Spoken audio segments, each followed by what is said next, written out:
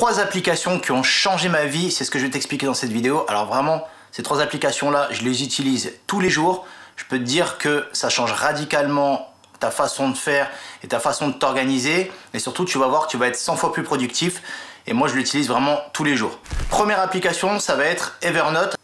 Alors, qu'est-ce que c'est Evernote? Evernote, en fait, c'est vraiment comme un deuxième cerveau puisque ça va être un logiciel de notes professionnelles. Donc, c'est-à-dire qu'en fait, tout ce qui peut te passer par la tête, que ce soit tes notes, que ce soit ton organisation et autres, c'est vraiment quelque chose que j'utilise tous les jours et c'est vraiment donc un logiciel qui va t'aider en fait à avoir comme un deuxième cerveau. Tu as des applications aussi comme Notion et tu en as plein d'autres. En tout cas, moi j'utilise Evernote et ça m'aide tous les jours. Dès que j'ai une idée, je vais la noter. Et donc ce qui est cool, c'est qu'en fait, ça va t'aider toujours à reclasser ce que tu as dans ta tête par priorité ou autre. Donc après, c'est à toi de faire en sorte de bien organiser pour pouvoir travailler vraiment en priorité. C'est vraiment un logiciel qui te permet concrètement d'être extrêmement productif. Donc ça, c'est vraiment très important.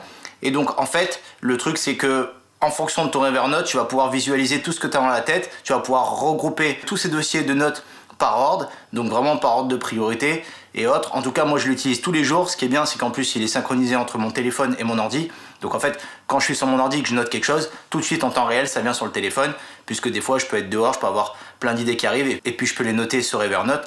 Et donc après, quand je retourne sur mon ordi, et après c'est à moi de les classer par ordre, ça te permet forcément de visualiser ce qui se passe dans ta tête. Donc quand tu es posé sur ton ordi et que tu regardes tout ce qui se passe dans ta tête, ça te permet vraiment d'avoir une idée générale. Ce qui est vraiment au top, c'est que ça te permet d'avoir vraiment une vision, de savoir où tu vas. Et donc ça te permet vraiment de jauger vraiment ce qui se passe dans ta tête, puisque la plupart des gens en général, ils ont beaucoup d'idées en tête, ils ont des choses, mais le problème c'est que en fait ton cerveau, tu peux pas tout retenir. Donc en vrai, si tu les notes à chaque fois et que tu les visualises et qu'ensuite tu les mets ordre par ordre, bah, ça change toute l'histoire. Donc en tout cas, voilà, c'est vraiment une application que j'utilise. Si tu veux vraiment un tuto plus détaillé, fais-moi le savoir en commentaire sur cette application-là. Donc comme ça, je te ferai des vidéos où je parlerai directement que de Evernote. Comme je te dis encore une fois, il y a d'autres logiciels de notes professionnelles, tu vas avoir Notion ou autre. Et donc ça, c'est vraiment pour moi quelque chose d'important d'avoir Evernote. Si tu m'enlèves Evernote, bah en fait c'est un peu comme si tu m'enlevais plein de choses dans le cerveau. Après tu sais plus trop où t'en es, donc c'est vraiment quelque chose qui te guide dans ta vie. Plus que pour moi, quand tu as des objectifs bien précis, tu es obligé de les suivre, donc du coup tu sais où tu en es et tu peux pas vraiment trop te perdre. Deuxième application, ça va être Expense Bookkeepy. Alors ça, franchement pour moi, c'est vraiment une application pareil qui a changé ma vie au niveau des dépenses et des revenus. Donc en fait, pourquoi j'utilise cette application là? Parce que, bon, déjà d'une, parce qu'elle est gratuite, mais en plus c'est que vraiment ça va te permettre de savoir exactement au centime près combien tu as dépensé, combien sont tes revenus. Et donc ça, en fait, ça te donne une vraie vision. Tu as plusieurs applications, par exemple comme Banking, où ça va être plus automatisé. Donc c'est-à-dire si tu as l'habitude de payer en carte bleue, bah voilà, tu vas vraiment avoir toutes tes dépenses et tous tes revenus. Mais le problème qu'il y a, c'est que en fait, bah, quand tu vas payer en liquide, parce que moi ça m'arrive de payer pas mal de petites choses en liquide, bah, sur Banking, il te le dira pas. Je préfère mettre manuellement toutes les dépenses que je fais et tous les revenus, puisque je peux avoir des revenus en liquide sur certaines activités que je fais, et donc forcément aussi des dépenses en liquide, hein. Par exemple, tu vas aller prendre un café dehors ou autre, bah voilà, ça peut m'arriver de payer en liquide ou faire quelques courses en liquide, et donc du coup, bah moi je mets tout manuellement tout le temps. Donc ça fait déjà 2 ans que je l'utilise et que tous les jours, à chaque fois que j'ai une dépense et que j'ai des revenus, je les note à chaque fois. Ça te permet concrètement d'avoir une vraie vision sur tes dépenses. Donc ça, franchement, c'est un truc de malade sur ça. Une vraie vision sur tes revenus. Par exemple, si tu as une boîte et que tu fais travailler des gens, bah voilà combien tu les payes, combien tu payes d'impôts, enfin toutes les choses que tu payes. Donc du coup, forcément, bah, ça donne vraiment la réalité de combien tu gagnes réellement et surtout combien il te reste à la fin de l'année ou combien il te reste par mois. Parce que moi, par exemple, je pars du principe qu'en fait, faire des revenus c'est une chose, mais combien tu dépenses, ça va être super important. Et je trouve que la plupart du temps, les gens ils ont du mal à ne pas dépenser, hein, ce qui est quand même difficile de nos jours. Et donc du coup, bah, en fait, ce qui te reste à la fin du mois, pour moi, réellement, c'est comme si c'était vraiment ton salaire. C'est-à-dire que, par exemple, si tu gagnes 4 000 € par mois net et que tu en dépenses 2 000, bah voilà, pour moi, il te reste 2 000 € de revenus. Pour moi, c'est ça tes vrais revenus. Je me prends la tête à savoir combien il reste par mois, combien il reste par an. Et donc cette application là, elle te dit vraiment tout, puisque quand tu mets tout manuellement, tu sais exactement combien il va te rester à la fin de l'année, combien tu as pu mettre de côté, combien tu vas réinvestir par exemple. Donc voilà, donc vraiment pour ça, cette application là, tous les jours je l'utilise, elle est vraiment au top. Et ça te permet concrètement de savoir réellement où tu vas dans ta vie. Est-ce que tu as dépensé plus que l'année dernière? Est-ce que tu as fait plus de revenus que l'année d'avant? Ce qui est assez marrant, c'est que chaque année, tu vois, si par exemple tu as des objectifs où tu veux moins dépenser ou si tu veux faire plus de revenus, eh ben en fait, ce qui est assez marrant, c'est que tu vois au fil des mois des catégories qui s'enlèvent ou qui se mettent. C'est-à-dire par exemple, si tu as l'habitude de faire beaucoup de restaurants et que tu te dis voilà, bon maintenant je veux un petit peu moins dépenser dehors, bah, tu vas voir la catégorie qui va se diminuer et une autre qui va augmenter. Et forcément, ce qui est assez marrant, c'est que en fait, tes dépenses en fonction de tes objectifs que tu vas avoir te disent clairement quelle personne tu es. Donc c'est-à-dire que par exemple, moi, je vais avoir pas mal de dépenses au niveau des restos et au niveau de, par exemple, de l'essence. Ça veut dire que concrètement, je suis quelqu'un qui aime bien manger dehors au moins 2 ou 3 fois par mois. Et ensuite, comme j'ai pas mal de gasoil, ça veut dire que je suis quand même quelqu'un qui aime bien bouger en voiture et autres. Donc en fait, ça te donne vraiment les traits de personnalité en fonction de tes dépenses. Tu vas voir que si par exemple, tu as pas mal de dépenses dans des boîtes de nuit, dans des cigarettes ou autres, ça veut dire que clairement, ça te donne exactement l'identité de qui tu es.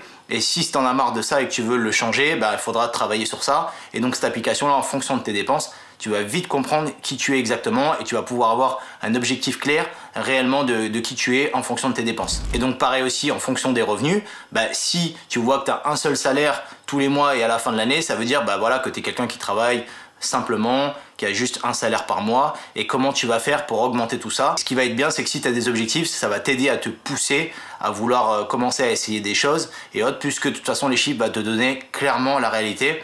Si tu ne fais pas de revenus au bout de 6 mois, ça veut dire que tu n'as pas fait grand chose ou en tout cas ce que tu essaies de faire, ça ne fonctionne pas encore. Donc soit tu continues, soit tu arrêtes. Donc c'est ça qui est bien, c'est que vraiment les chiffres, ils te donnent les vrais résultats.